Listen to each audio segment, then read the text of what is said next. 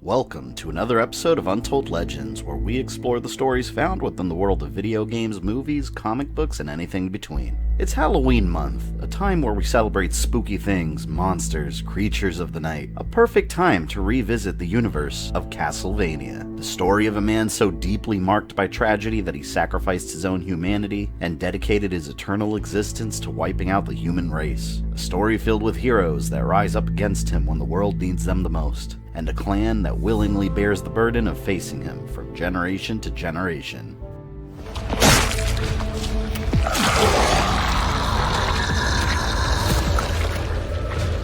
When you get back to whatever steaming underworld shithole you came from, you tell them there are still Belmonts up here.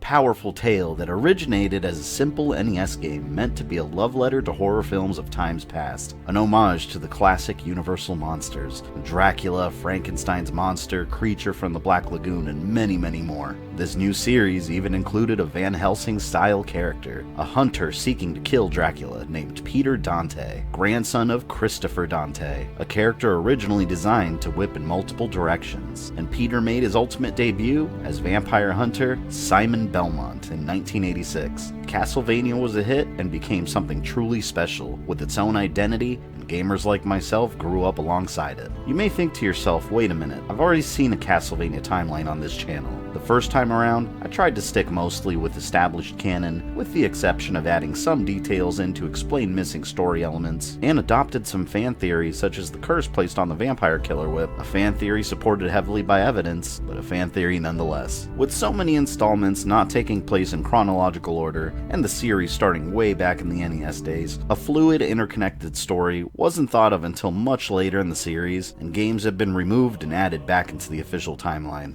Legends on the original Game Boy was booted out as the origin story, in favor of the PlayStation 2's Lament of Innocence. When Harmony of Dissonance was released, the official game website included a timeline that no longer included Circle of the Moon or the N64 games. Then when Portrait of Ruin was released, the Collector's Edition included a printed timeline that re-added Circle of the Moon and both N64 games. It's a mess. So we're going to ignore all of that and go crazy. This time I'll be including everything and shifting the story around them to make it work. And I mean everything. Forgotten characters made insignificant over time will be made important again. Lore from the Netflix series will be adapted. We're going to make some assumptions, use alternate games, alternate endings. This is the story Konami won't tell you. The story that will make the heads of the canon police explode.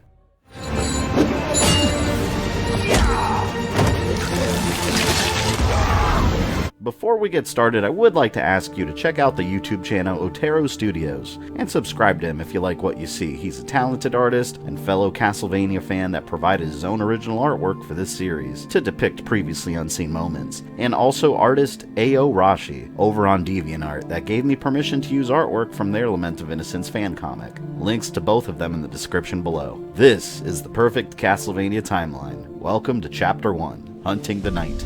The story of Castlevania begins in the 11th century. Humanity had expanded to all corners of the earth and built up its civilization. But hidden alongside humanity, there also existed creatures of the night, dark beings that had been pushed into hiding as human society grew, and many of them fell into legend. Some of the most powerful of these beings were vampires, extremely human-like with mysterious origins. They survived from hunting humans and draining their blood for sustenance, and had various abilities resulting from experimenting with black magic. Some could even draw power from the very origin of evil itself, chaos. Chaos was an entity that represented the opposite of an organized order to the universe. It was naturally born from the negative energy of humans and resided in the chaotic realm, a dark dimension outside of time and space. The chaotic realm and chaos were an unlimited reservoir of dark power, separated from the physical world and far beyond human understanding. As long as humanity existed, chaos would be present, and evil would be found on Earth. Only extremely powerful vampires could augment their strength using chaos, but tapping into that negative energy would further corrupt them away from humanity. In the human world in the Kingdom of France, one vampire that made his existence well known was Walter Bernhard, an eccentric dark lord that had his own castle in the Forest of Eternal Night. He was the master of a supernatural jewel created through the art of alchemy, called the Ebony Stone. It had the power to cover his forest in an unending darkness, and it infused his body with the same energy, making him virtually invincible. His castle was also a creature of dark magic, containing a nexus of multiple dimensional rifts filled with monsters, and the most powerful one was kept locked away in the deep depths of the castle, the Forgotten One.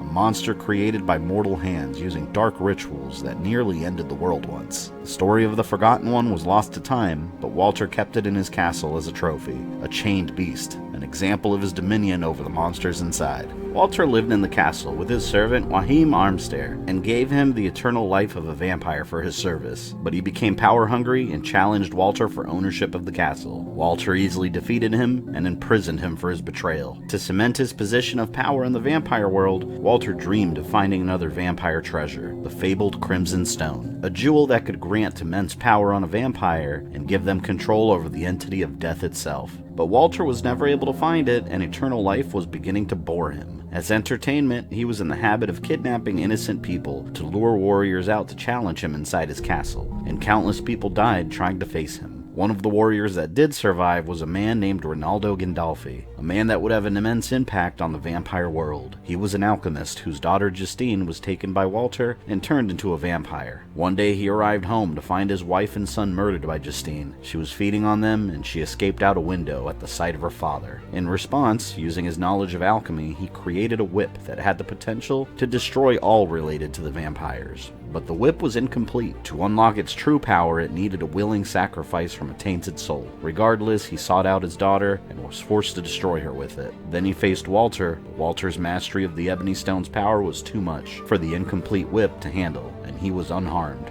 Walter found Reynaldo's determination to avenge his family amusing, and allowed him to live in his forest. He encouraged Reynaldo to help others challenge him, and made the game more fun, and Reynaldo hoped to one day find a warrior that can wield the full power of his whip. And that day would soon come. One of the most skilled warriors in the region was a French knight named Leon Belmont. He was orphaned at the age of 16 and grew up alongside his best friend Matthias Kronkvist. Over the years, Leon and Matthias became knights, protecting their region's lord and fighting what the church deemed heretics in God's name. Leon's skills in battle were unparalleled, and he was proficient with multiple weapons, and Matthias complemented him perfectly, well-educated, and a master of strategy. His family had a long history of studying ancient secret arts, and he was even familiar with alchemy. Together, Leon and Matthias led their own company of soldiers and became legendary among their men. The first crusades were beginning in the east, and they were away from home for long periods of time, leaving the women they loved behind. Leon's fiancée Sarah and Matthias' wife Elizabetha awaited their return. But upon returning home, one of them would find tragedy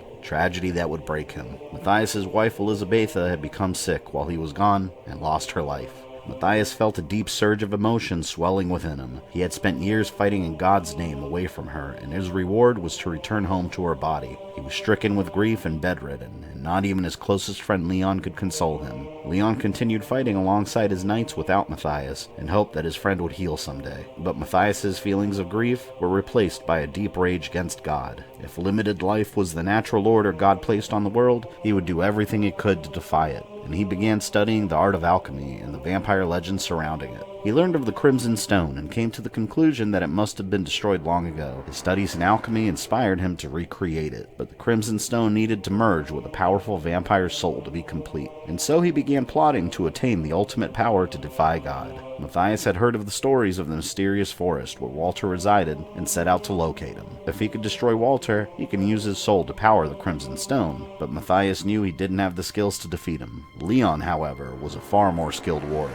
and he needed to lure him to the castle. Matthias confronted Walter and expressed that he had no desire to fight him. He had a proposition. Matthias loved Leon like a brother, but he offered him as a target. Excited about the possibility of a strong hunter, Walter kidnapped Sarah and took her to the castle. In the end, Matthias hoped that Leon would understand and he would join him. He returned home before Leon arrived from another campaign and prepared his charade. He revealed that a vampire had taken Sarah and monsters had started appearing in the forest. Leon immediately requested help from the church, but he was denied. They were focused on fighting other humans in the east, rather than hunting monsters. If Leon set out to rescue Sarah and abandon his men, he would lose his title of Baron, and he did just that, leading us to the year 1094 and the events of Castlevania, Lament of Innocence.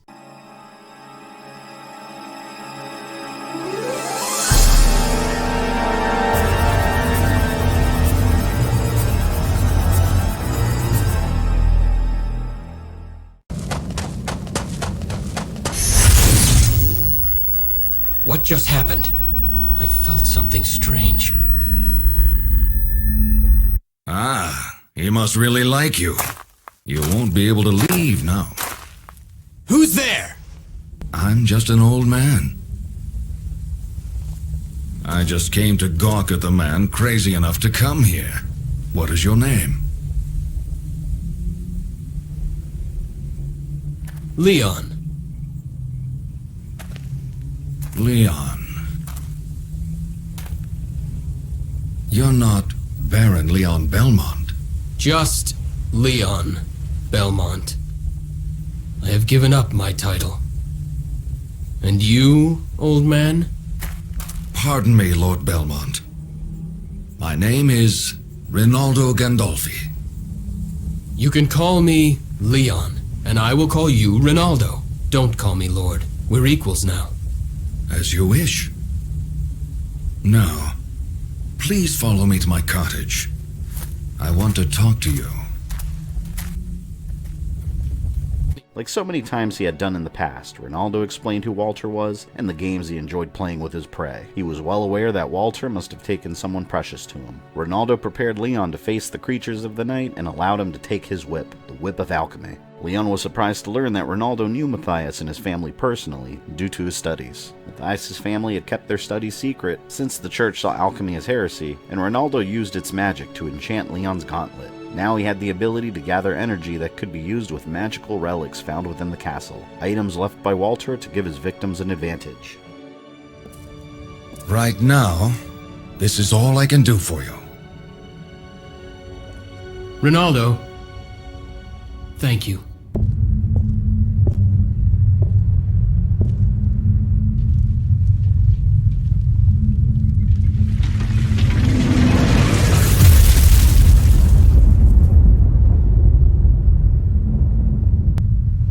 Sarah, wait for me.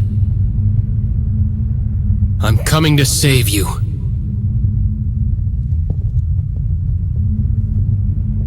Inside the castle, Leon immediately went to the door leading to Walter's chambers, but it was magically sealed. The only way to destroy the seal was to defeat 5 guardians spread throughout the different portions of the castle, accessed through the main hub connecting them all. The first place Leon was transported to was the House of Sacred Remains, a portion of the castle consisting of a cathedral, crypts, various passages, and libraries. And he encountered monsters that he'd never seen before. Creatures summoned from the darkest depths of the underworld that would horrify any normal person. But Leon wielded the whip as if it were part of him, skillfully dispatching every obstacle in his path, and he reached the first guardian, a monstrous undead parasite.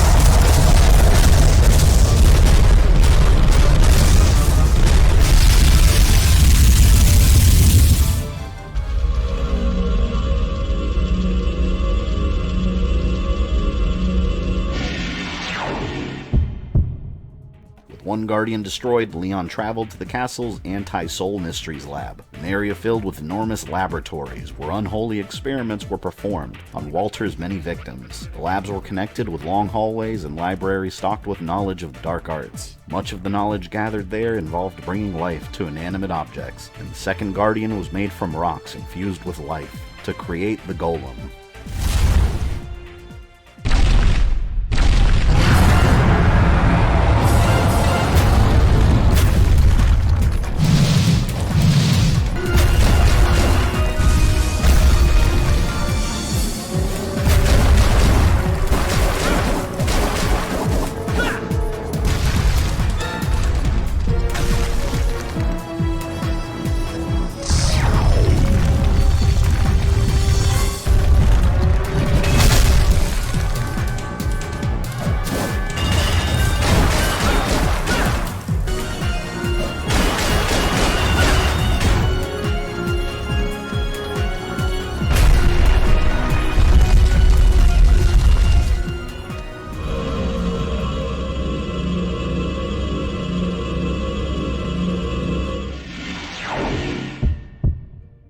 Leon destroyed the second barrier and traveled to the Ghostly Theater, a 2-story theater richly decorated. It housed 2 extensive wings on each side and a big hall at its center leading to a main stage. While exploring the area, Leon discovered an ancient scroll describing a golden bell that would allow the curtain to rise. Playing the bell in front of the curtains summoned the manipulative succubus.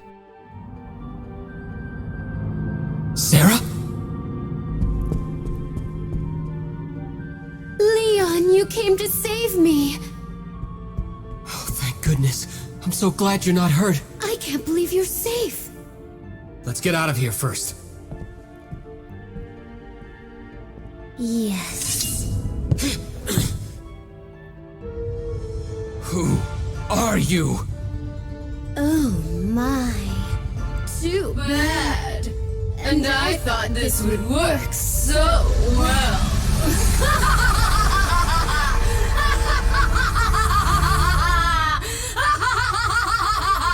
I was careless. It was obvious that it wouldn't be so easy. I was going to let you die without any suffering because I liked the way you looked. But I've changed my mind. Your face warped in pain. Just the thought thrills me. Oh, this will be lovely. Leon was furious that Succubus had impersonated Sarah and attacked it without hesitation. The Succubus was powerful, a lower-class demon that focused on seduction in order to bring in its victims. This Succubus also had a personal history with Reynaldo. When his daughter Justine was turned into a vampire, she became a follower of the Succubus. And after Reynaldo killed his own daughter, Succubus revived her and forced him to do it again, causing him much emotional turmoil. She may have escaped Reynaldo's vengeance alive, but she recognized the whip Leon was carrying, and he learned about the trauma that Reynaldo experienced. Delicious!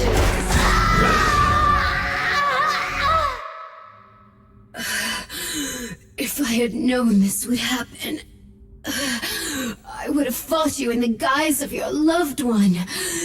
Then, like that old man, you would have... Old man? You're talking about Reynaldo. What do you mean? That old man... his own daughter...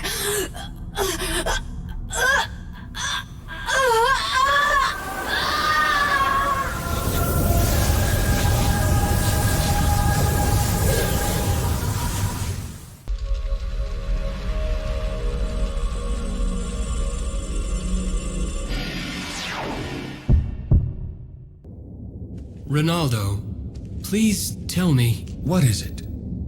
About your daughter.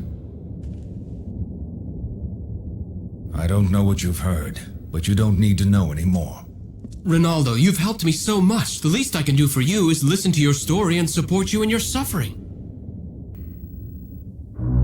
Very well. I'll tell you. It was 5 years ago. A cold night with a full moon. I returned home from picking herbs necessary for the secret arts.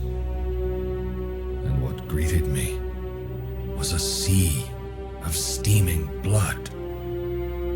And at the center of it were the bodies of my wife and son. I could not believe my eyes. My daughter was there, laughing, blood dripping from her mouth. She was turned into a vampire? That's right, by Walter. My daughter went out a window without even looking at me. When I recovered, I built the whip with alchemy. Then, I searched for her. I see. I've heard enough. Forget everything I just said. Think only of yourself now. He's not an opponent you can beat while distracted. No, you're wrong. What do you mean? The force of your grief can only make me stronger.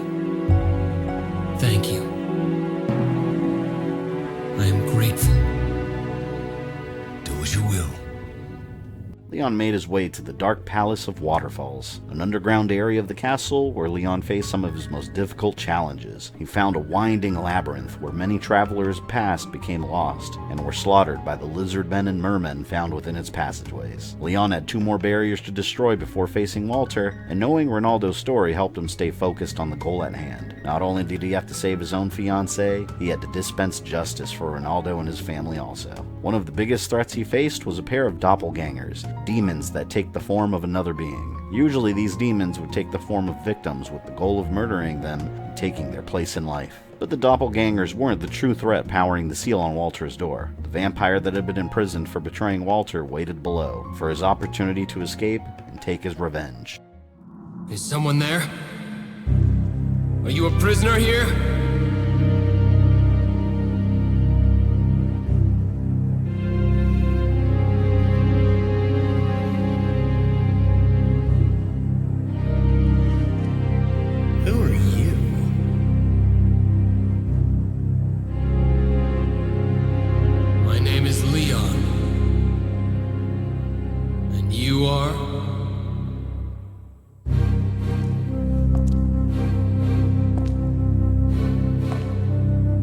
My name is Ibrahim Armstead.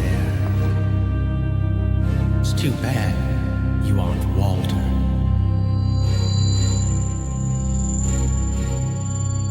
Why is a vampire locked away here? Shut up!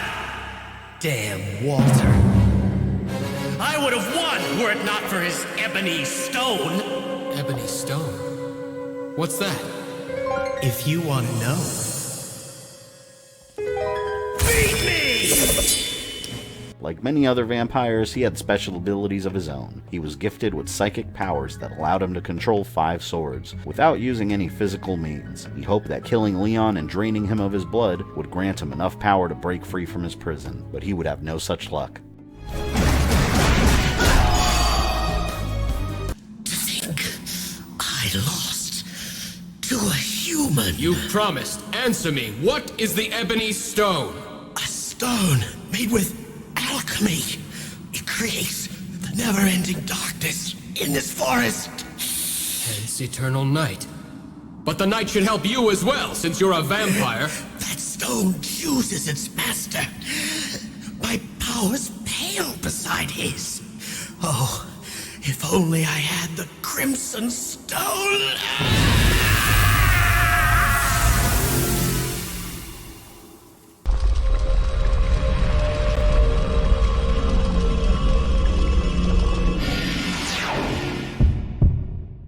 Leon returned to Reynaldo and asked him about the ebony and crimson stones, but Reynaldo's knowledge on the matter was incomplete. The details behind their creation and the powers they could bestow on a person are aspects that he had only heard stories of. All Reynaldo could do was hope that the crimson stone wasn't present in the castle for Walter to use. That would make him a truly unstoppable force. Unknown to either of them, Matthias had secretly recreated the crimson stone while Leon was gone, and patiently waited for Leon to accomplish his task. The final guardian was located in the Garden Forgotten by Time, a normally peaceful-looking area surrounded by nature and lush plant life, but the beauty of the garden was simply an illusion. Much of the plant life was alive and carnivorous, and many of its inhabitants used poison to end the warriors exploring the area. Leon found it unsettling that so many lifelike statues littered the garden, and wasn't aware of the truth behind them until he met the final guardian.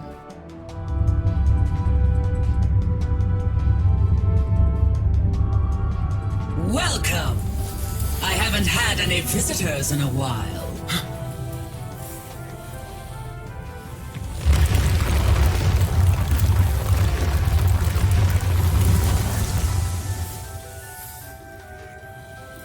With that body, you'll make an excellent statue. All those stone statues were... A wonderful sight, weren't they? Don't worry, you'll be joining them soon enough. Are you the legendary monster that turns people to stone? Monster? What insolence! I'll grind you to dust! Leon finally realized that the statues he had been seeing were once humans turned into stone in their final moments. He had heard the myths from the faraway lands of Greece of a monster called Medusa with the same abilities, but had no idea she could possibly be real. The inside of the castle was a creature of chaos, where rules of logic and reality didn't apply. Monsters from multiple realities were a regular occurrence, and even though Medusa wasn't native to the lands of Europe, she would also face the power of Reynaldo's whip. That whip is... It's Reynaldo's whip. Apparently, it's effective even on legendary monsters. It wasn't so powerful before.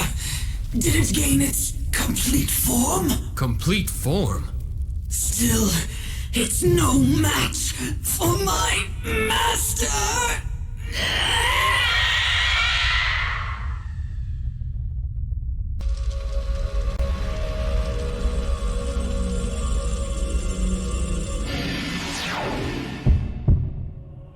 On the way back from the garden, Leon discovered a hidden door that led to an entity known as the Thunder Elemental. He could easily have let it be and faced Walter since all 5 guardians were now destroyed, but he can feel something coming from the whip, almost as if it desired the battle, and Leon discovered that the Whip of Alchemy had the ability to change form and enhance itself with abilities far beyond any normal weapon.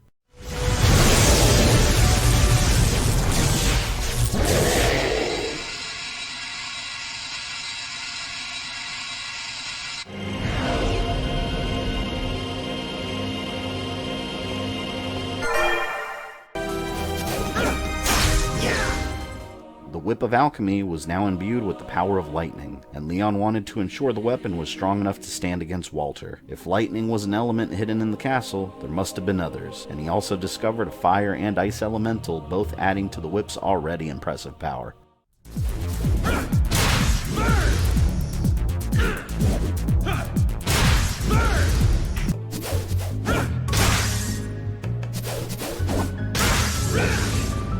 Leon believed his journey was coming to an end and went to visit Reynaldo. He had become so accustomed and attuned to his whip that he could almost feel the power resonating from within it. But Reynaldo never explained the details of the whip's creation. All he knew was the whip was incomplete, but regardless, it had become much stronger since he began his quest. Reynaldo couldn't destroy Walter with the same weapon he held, but Reynaldo understood that the magic in the whip was designed to react to the strength of the user. Leon's ironclad willpower and courage were a perfect match for the whip's raw power. But Leon was still curious on how to complete it, something that Reynaldo had a strong reaction to.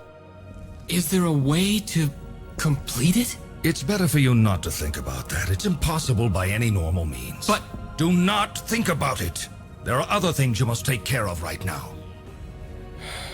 All right.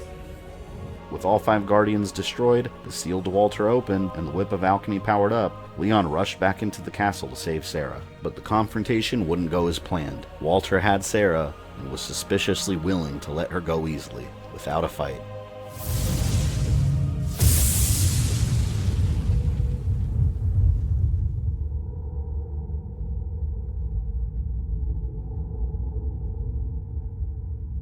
Welcome to my castle. Pleased to meet you. I am the master of the castle, Walter Bernhard. Give back Sarah! Do not rush. Your lady is here. Sarah! Why? Why won't she answer? It seems the lady is tired. It seems you are too. Rest a while. What?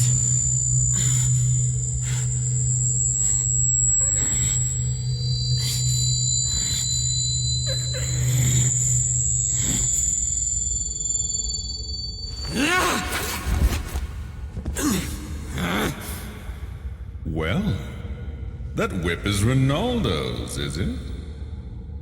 It can't be. My attack doesn't work. I see. It's just as that knight said. Very well. You've made it this far. I'll return her as a reward.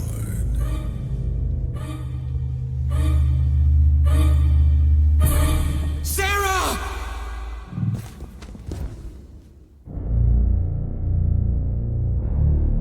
I'll be in the throne room on the highest floor. I look forward to you making it there alive.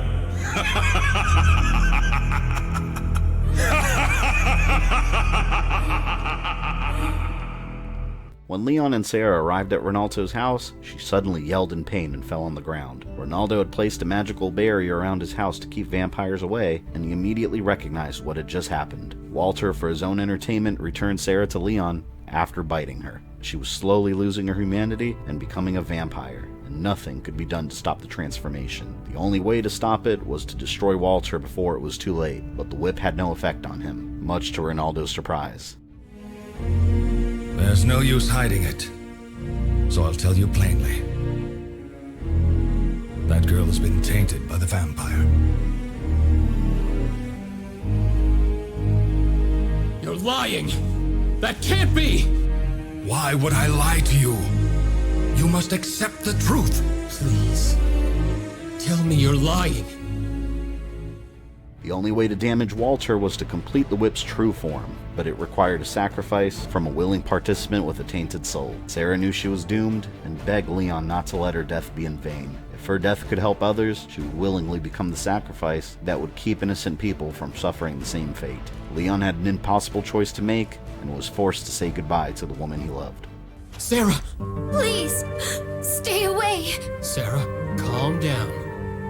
Did you hear us talking? It's okay. Please, trust me.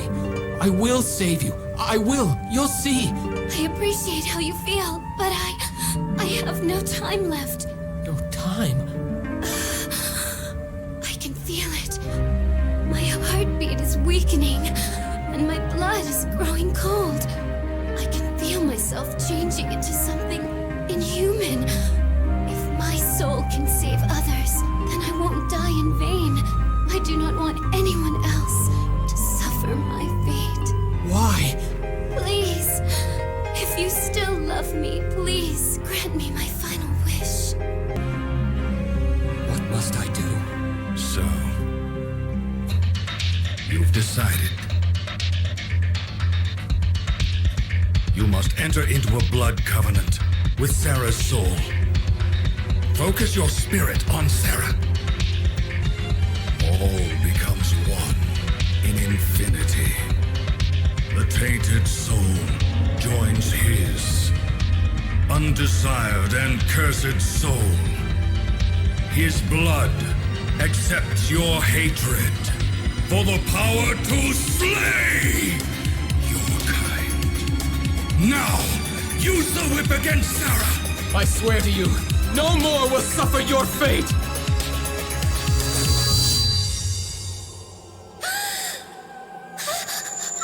Thank you, Leon.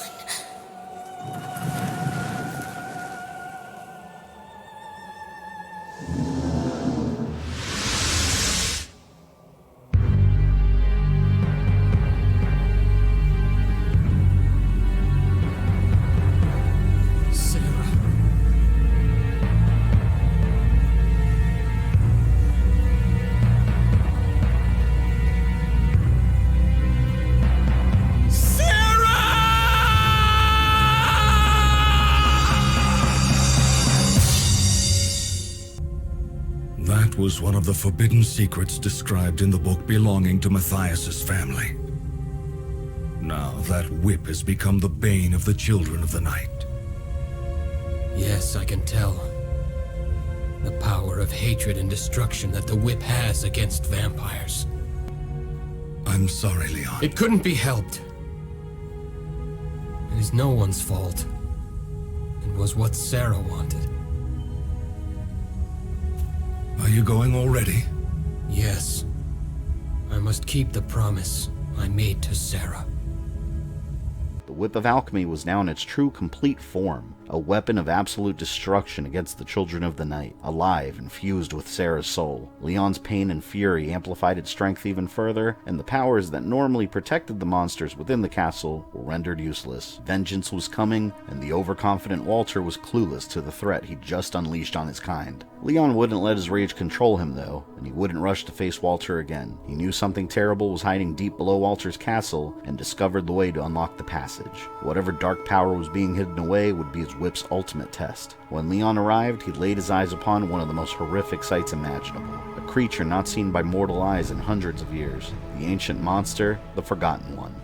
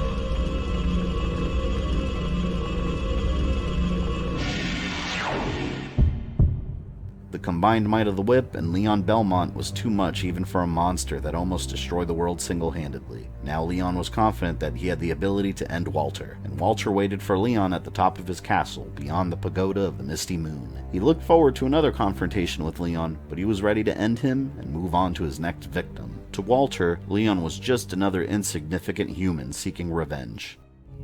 Welcome.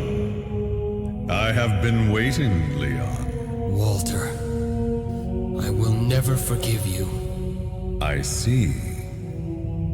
It seems you have enjoyed the gift that I gave you. Yes.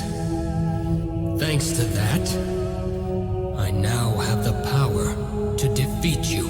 Well, that power is quite something. But I am beloved by the night. You will taste my powers. I'll kill you and the knight! Interesting. Now the curtain rises on this delightful little game.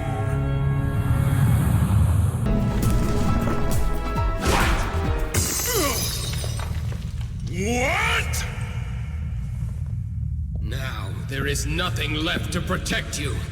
I'll fulfill my promise to Sarah now!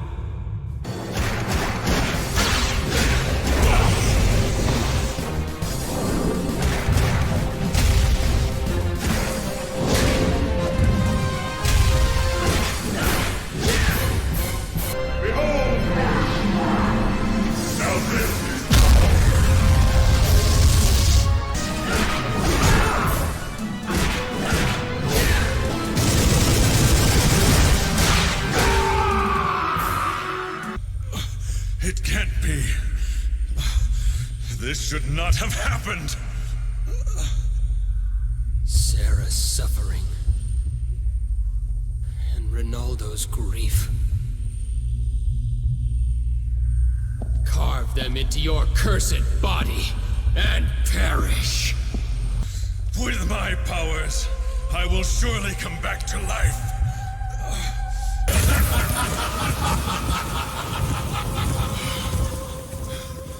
No! You betrayed me! I shall take your soul!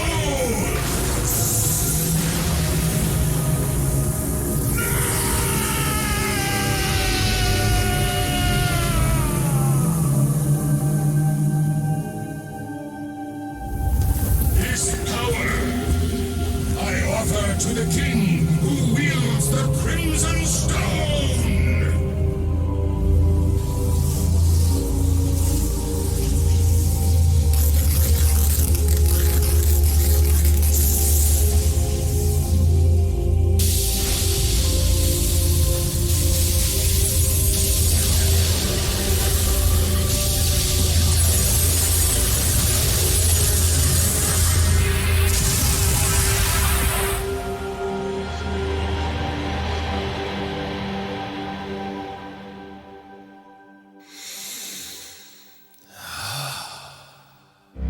Excellent.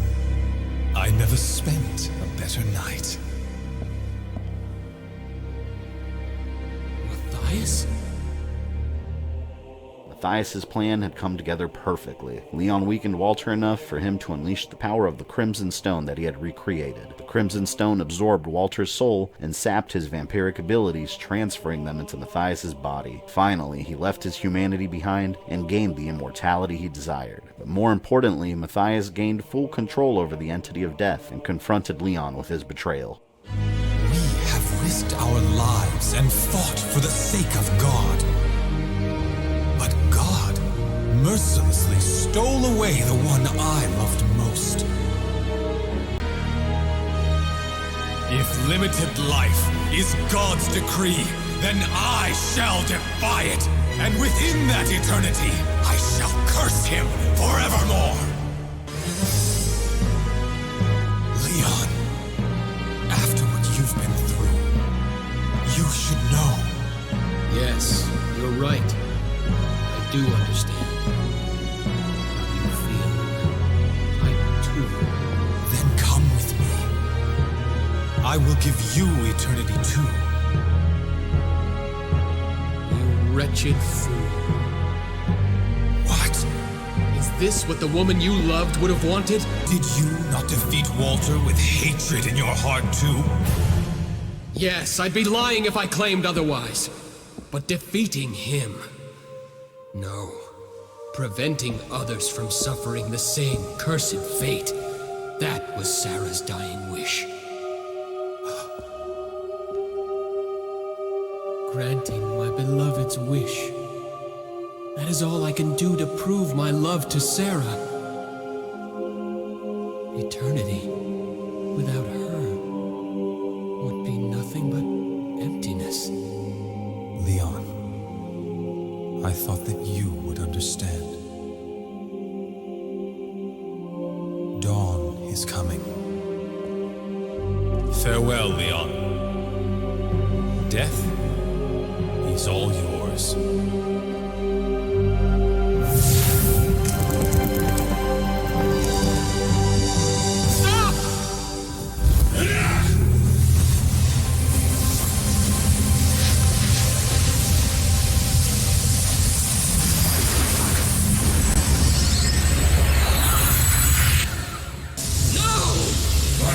Master's orders. You'll be destroyed here and now! Matthias said goodbye to his old friend and unleashed death on him. Their friendship was destroyed, and the stage was set to make them fierce enemies. Death's loyalty to Matthias was now absolute, and he would serve his new master without hesitation, an invaluable ally that could never be truly destroyed. But Leon's whip had the ability to stand against any related to the vampire.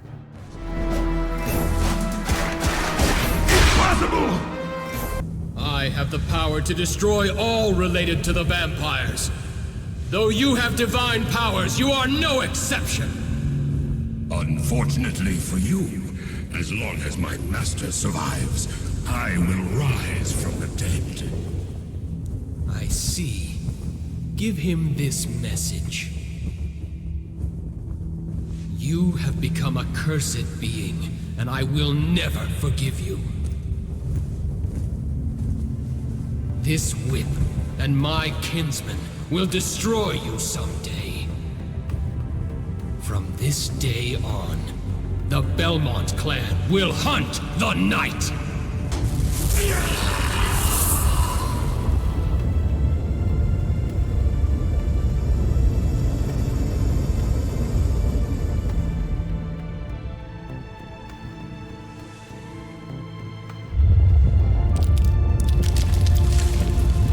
Without Walter's power holding the castle together, the structure crumbled, and Leon walked away victoriously, having avenged Sarah's death and so many others. The endless night the forest was shrouded and dissipated, and Reynaldo knew that Leon had succeeded, ending the events of Lament of Innocence. From that day forth, Leon swore that he would spend the rest of his life fighting against the darkness and hunting down Matthias. He worked alongside Reynaldo to uncover the secrets of the whip. History would prove that only Leon and those directly descended from his bloodline could wield the whip. It was a weapon of darkness after all, and the whip would consume the life force quickly of anyone else that dared use it. Through the next couple of months, Leon traveled the land fulfilling his promise and defending the innocent against monsters. His exploits were so efficient and so legendary that his whip came to be known as the Vampire Killer. The forces of darkness began moving east and spread into other lands to escape him, and Leon decided to leave the Kingdom of France to follow them. One of the knights that were under his command years ago, a man named Trefor, was inspired to fight alongside him once again and decided to travel east with him. Matthias, now a powerful vampire, was constantly on the run. He knew Leon was targeting him, and the Vampire Killer whip was an immense threat, a threat that was an unexpected result of his plan. In an attempt to hide his identity and leave his humanity further behind, he abandoned the name Matthias and took on the name Vlad Tepes Dracula. Dracula declared himself King of the Night, and he continued studying the dark arts. Over the years, he multiplied his power further, drawing energy from chaos, and used what he learned from Walter's castle to construct his own home, Castlevania. Castlevania was known among monsters as a refuge against the light,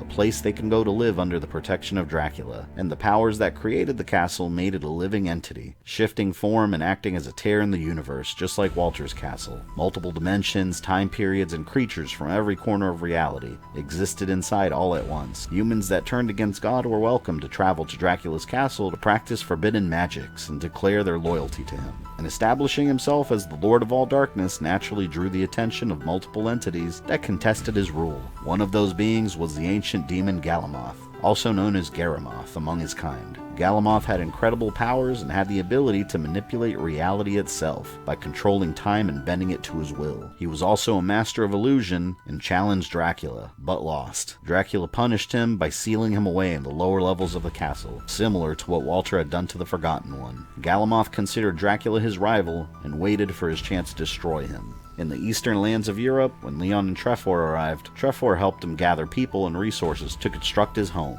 the Belmont Estate. Eventually, Leon and a local woman fell in love. She understood the promise that he had made Sarah and the responsibility that Leon chose to bear. They married and had children of their own, and Leon spent the rest of his life searching for Dracula. The Belmont Estate also expanded over time and included a hidden underground area that held all the knowledge Leon gathered for future generations. His children learned to wield the Vampire Killer and unlocked the whip's ability to change physical form back and forth into the Morning Star, a chained weapon with a deadly tip. Centuries passed and Leon's legacy endured. The Belmont clan passed down the Vampire Killer from generation to generation. Although multiple children had the ability to wield the whip, one was trained from childhood to bear its burden, becoming the next hunter in the bloodline. The bloodline came to be known as professional hunters, never staying in one place and moving as needed. Although the Belmont Estate remained as their stronghold, they hunted all sorts of creatures, but the main goal was always Dracula. Several Belmonts made it dangerously close to his castle, and some even made it inside. They attempted to map it over the generations, but learned that it was always changing. And Dracula used his knowledge to build magical engines that could move the entire castle to safety. His best defense against the Belmonts was to continue moving.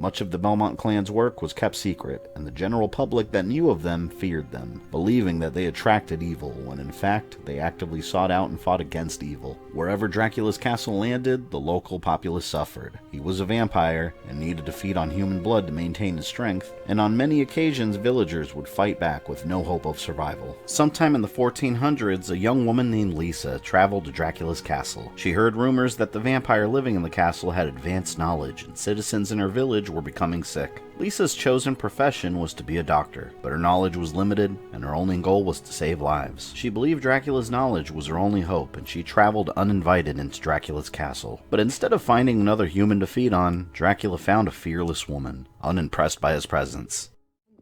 All the stories say the man who lives here has secret knowledge. I am Vlad Dracula Tepesh, and I do not get many visitors.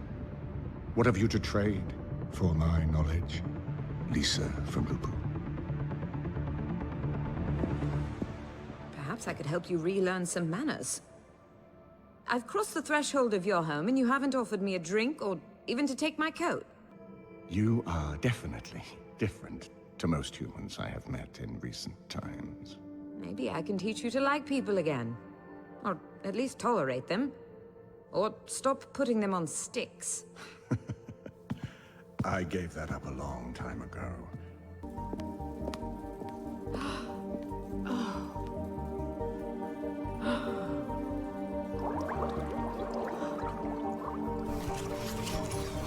My. They won't be peasants anymore if you teach them. Why should I do that? To make the world better. Start with me. And I'll start with you. I think I might like you. For the first time since Elizabetha, Dracula found himself drawn to a human. Lisa challenged him and he was intrigued by her. She worked to soften his heart over the years, and he shared his knowledge with her. Knowledge that allowed her to practice medicine, and she was loved greatly in her village for saving so many from disease. Lisa was just as drawn to Dracula as he was to her, and they soon married. Dracula wanted her soul to remain pure and refused to turn her into a vampire, much to the criticism of other vampires. Why was this new wife of yours never turned?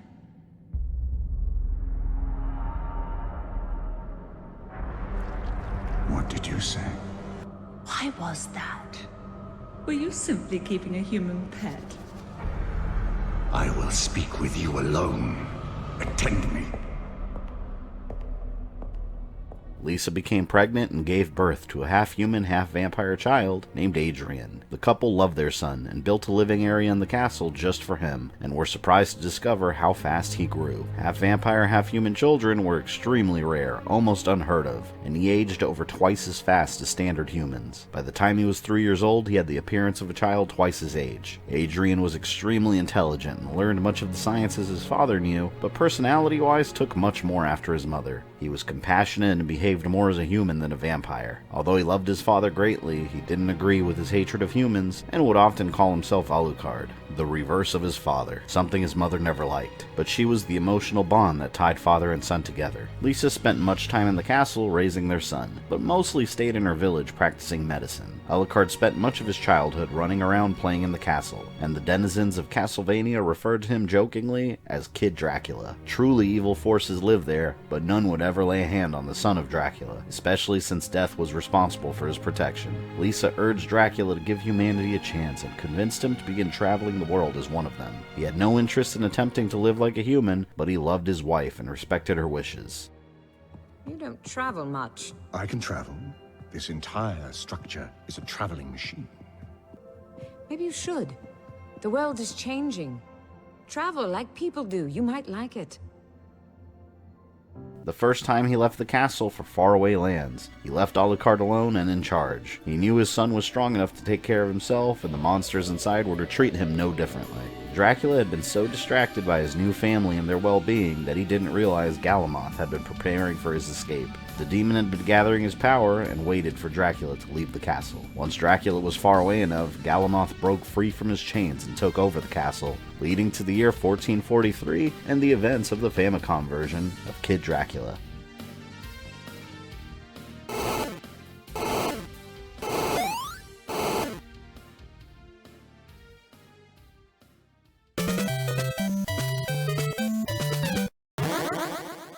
Alucard was put in charge of the castle while his parents were away, and he set out to find Galamoth and return him to his prison. Most of the monsters in the castle refused to turn against Dracula. Some of them saw Galamoth as the new Dark Lord and attacked Alucard in response.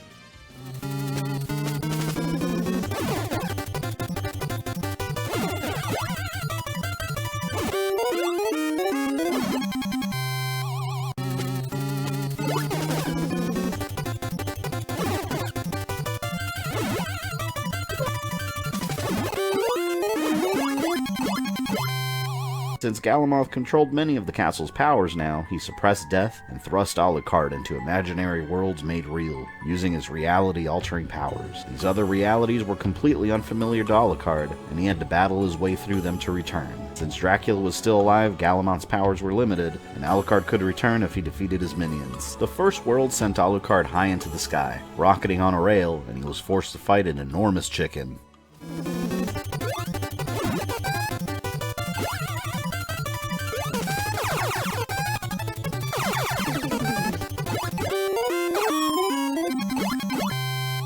Defeating the chicken thrust Alucard into an underwater world where, oddly enough, he found himself able to breathe and was assaulted by multiple divers. Traveling deeper into its waters, Alucard found an octopus surrounded by a protective bubble, another foe that would stand no chance, and then he was thrown into the cold, frigid world of the Arctic. A normal child would have been freezing to death, but Alucard's vampire lineage kept him from feeling the cold. And with each victory, Alucard's powers grew. He learned much of his abilities from his father, but didn't have much opportunity to practice them. Galamoth's attempts to keep Alucard trapped in other worlds were failing, and he was using most of his power to keep him away. He used his dark magic to peer into time, and crafted the illusion of a city from the future of the 1980s. A city from a faraway, undiscovered land called New York. The illusion took a life of its own and generated fictional serial killers and gang members to stand in Alucard's way. He could easily see through the illusion, but Alucard had to continue through to its end to break through and escape it. And at the end of it, he found himself in a deadly quiz provided by a talking statue he was unfamiliar with. If he failed to answer the questions correctly, he would be trapped there forever. But Alucard was intelligent beyond his years, and had studied many of his father's texts. The quiz was easily won. If Galamoth couldn't use the future to keep Alucard away,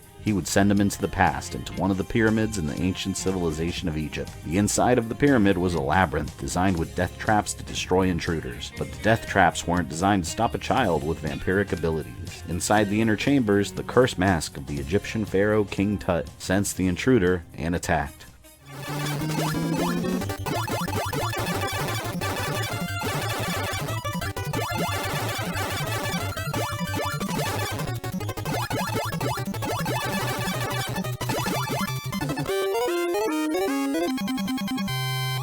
And in a final desperate effort, Galamoth used the remainder of his power to send Alucard 10,000 years into a possible future where the Earth was connected to a space elevator, and Galamoth waited for him at the top. He planned to lure him into battle and then jump back into the past to trap him in another time. Alucard and Galamoth battled furiously, but Galamoth's plan failed.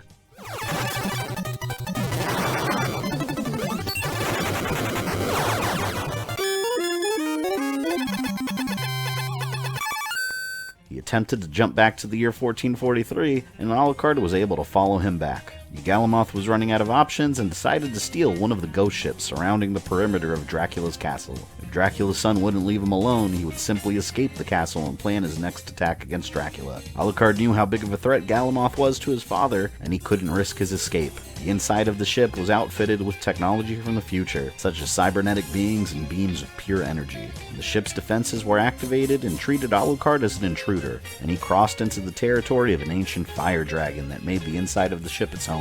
Galamoth's last line of defense was an enormous mechanical threat that could separate its head from its body. This was no longer an illusion, and Alucard had to be on guard. And finally, Galamoth had nowhere to run. His powers were almost drained from the effort he put into his escape from Castlevania, and he was weak enough for the son of Dracula to stand a chance against him.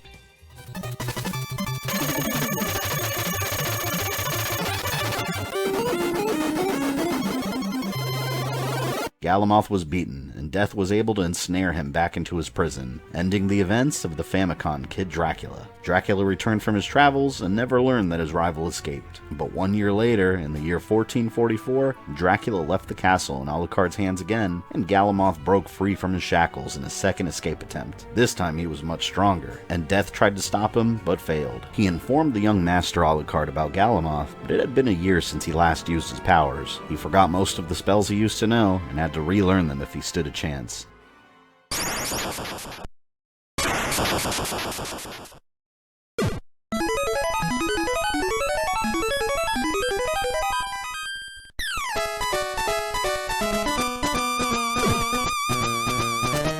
Out of fear of Galamoth's power, many of the same creatures inside the castle that allied themselves with the demon before did so again. Alucard quickly began remembering how to use his powers, and a swarm of intelligent bats begged for forgiveness for betraying Dracula. Without Dracula home to control everything, they panicked and joined Galamoth. Alucard agreed to spare them if they helped him, and Galamoth used the same tricks he used before. He sent Alucard into another illusion of a wild forest, filled with dangers, and the same serial killer from the previous New York City illusion now made his home in a nearby campground. The illusions may have been a product of Galamoth's imagination, but the physical threat they posed was still real. Galamoth had become overconfident and saw that the child forgot many of his spells, so he repeated many of the illusions he had already used on Alucard as a way to taunt him. They provided him a form of entertainment, and he placed another giant chicken in his way.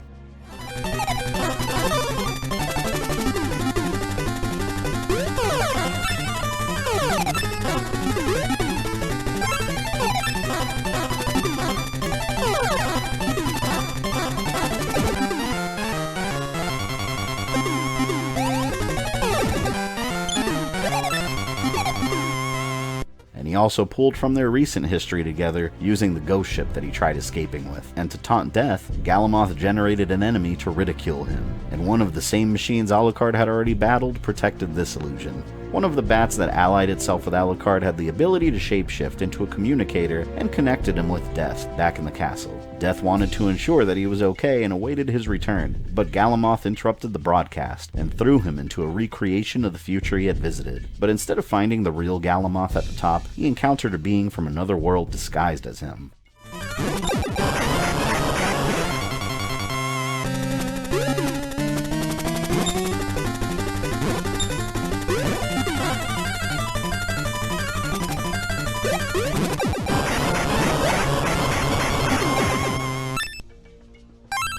There was much more to explore in this imaginary new world away from the Earth. Fiery hazards attempted to swallow him up, and machines from the future came to life. Galamoth believed he was more powerful, but at the same time his additional strength caused his illusions to fail quicker. And to his surprise, young Alucard had remembered all his previous abilities.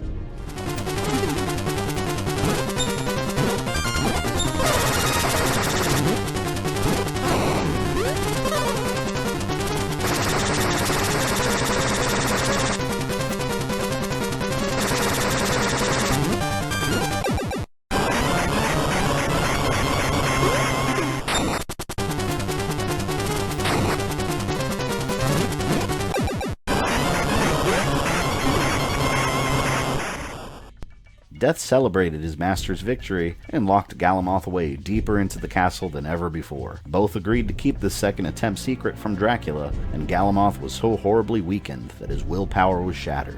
Dracula had been victorious again, through his son. For Dracula and his family, the next couple of years passed relatively peacefully. By the year 1450, Alucard was about 10 years old. He had the appearance of a human in his late teen years, and his aging slowed almost to a standstill. Due to his mother's influence, he enjoyed going into town and mingling with the humans, and he formed a close friendship with a 17-year-old girl named Sonia, a friendship that would bring destiny to his father's front door. Alucard had no idea that Sonia was a descendant of Leon Belmont, and the next one in line to wield the vampire killer whip. And she had no idea that Alucard was the son of Dracula, but they bonded, and eventually the people in town began to notice Alucard repeatedly visiting the area, and rumors began spreading that he wasn't human due to his slightly pale skin and distinct yellow eyes. Some of the villagers gathered and acted on their hunch, running Alucard out of town. For the first time, he experienced what human fear looked like, but he bore them no ill will. He wasn't angry with them. In fact, he felt great pity for them, being so fearful of someone that meant them no harm.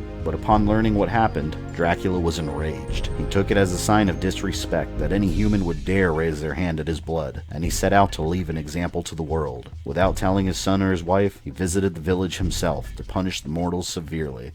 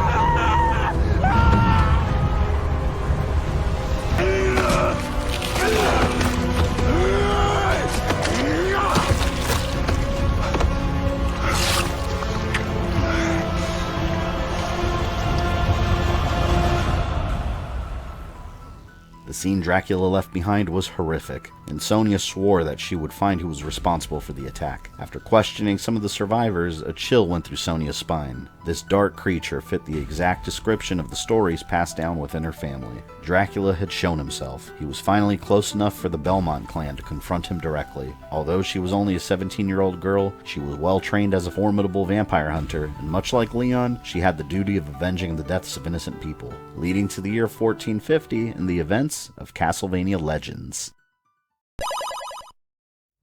Sonia grabbed the vampire killer, and like many of her ancestors before, she made her way to Dracula's castle through the haunted forest surrounding it, and faced one of Dracula's demons at the gate.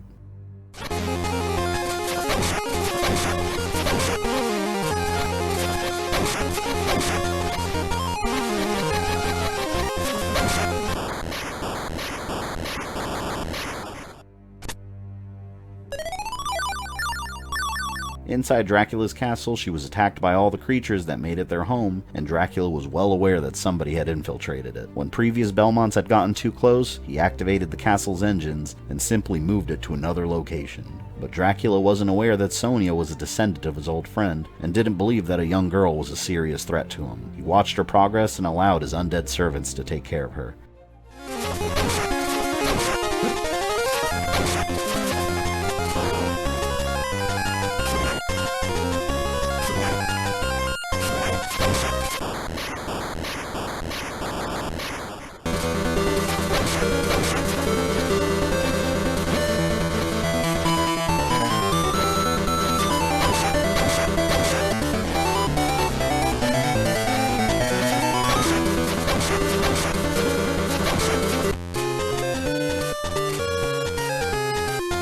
The display of raw skill that Sonia presented with the whip started becoming a concern, and Dracula knew he had been careless, attacking the village and reacting from raw emotion. Plenty of hunters had come after him over the centuries, but nobody had gotten this close. Could this have been the Belmonts fulfilling the will of his old friend Leon? But he still believed this challenge was unworthy of his presence, and sent Death to handle Sonia. Death tested the girl's powers and retreated. He had felt the impact of the vampire killer before, and had no doubt that this was the holy weapon she was wielding. Death informed Dracula that she was an actual threat to his life, and he prepared to confront her. The Gorgon Medusa, long ago defeated in Walter's castle by Leon, had been resurrected inside Castlevania, and had pledged her loyalty to Dracula. She attempted to defend him, but Reynaldo's whip had become a truly mighty weapon, since she last faced it in battle. Before Sonia made it to Dracula's throne room, she ran into her friend Alucard. She was surprised to see him there, and shocked to discover that he was Dracula's son. Alucard feared for her safety and wanted to test her to make sure she was ready to face his father. The atrocity Dracula committed against the villagers caused an enormous rift between father and son, and Alucard felt responsible. He could no longer stand by and let his father slaughter innocent people. Sonia proved her strength, and Alucard was injured by the vampire killer, but Sonia would never kill him. She had the strength to face Dracula, and Alucard allowed her to pass into an underground passageway that would lead directly to Dracula's throne. The passage was far from safe, though. It was protected by a wild and uncontrollable minotaur, and the upper levels leading out of the caverns were populated by haunted suits of armor and bats that acted as the eyes and ears of Dracula within the castle. Sonia stood before Dracula, and he could smell the Belmont blood within her. He feared no mortal, and the Belmont clan that Leon had started had been a thorn in his side for almost 4 centuries. It was time to end them and put a stop to Leon's quest.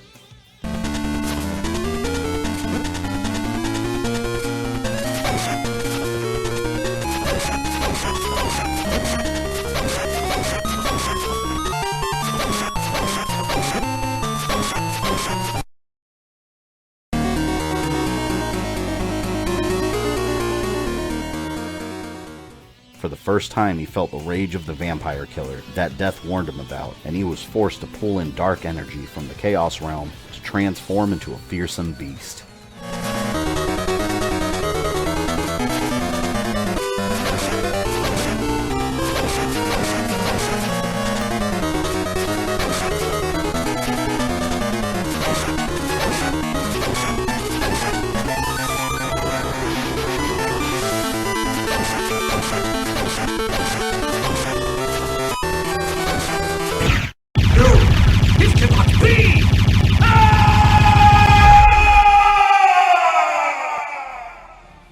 His new form, however, was still not enough, and if the battle continued, he risked losing his life. Dracula conceded, and part of him gained a new respect for this new challenger. She had fought valiantly and without fear. Sonia agreed to spare him if he left her people alone, and Dracula agreed to the terms, and he moved his castle to another location. Sonia had become the first Belmont in history to face Dracula in battle, and won. She was fierce yet compassionate, and allowed Dracula to live. Sonia had become the first Belmont in history to face Dracula in battle, and won. She never saw Oakheart again, and in time she met a man in her village and married. She proudly kept her last name Belmont and gave birth to a child she named Trevor, named after the man that traveled east with her ancestor, ending the events of Castlevania Legends. Lisa was horrified when she learned what her husband had done and begged him to do the humans no more harm. They had a hard enough life already and reacted irrationally to fear. Dracula honored the truce he made with Sonia and promised his wife that he would bring no more harm to the humans. And for over 20 years he focused on traveling the world as a man and mending his relationship with his son. But time would prove that humanity was capable of the very same evil that they feared.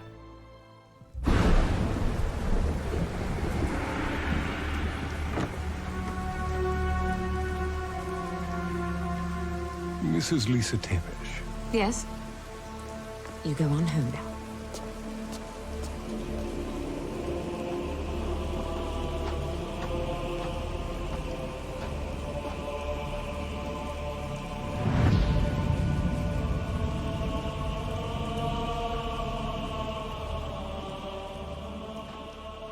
Join me next time for the perfect Castlevania timeline Chapter 2, The War on Humanity, when a horrific injustice destroys the good man that Lisa was awakening within Dracula, and the entire human race is marked for extinction. Since you made it to the end of this video, I assume you enjoyed it, so why don't you go ahead and smash that like button, subscribe, and ring the bell so you don't miss any new content. You can follow me on Facebook, Twitter, or Instagram, links in the description below, and if you'd like to support the channel, you can join my Patreon or become a channel member. This is Fabian, I love you guys, and I'll see you next time.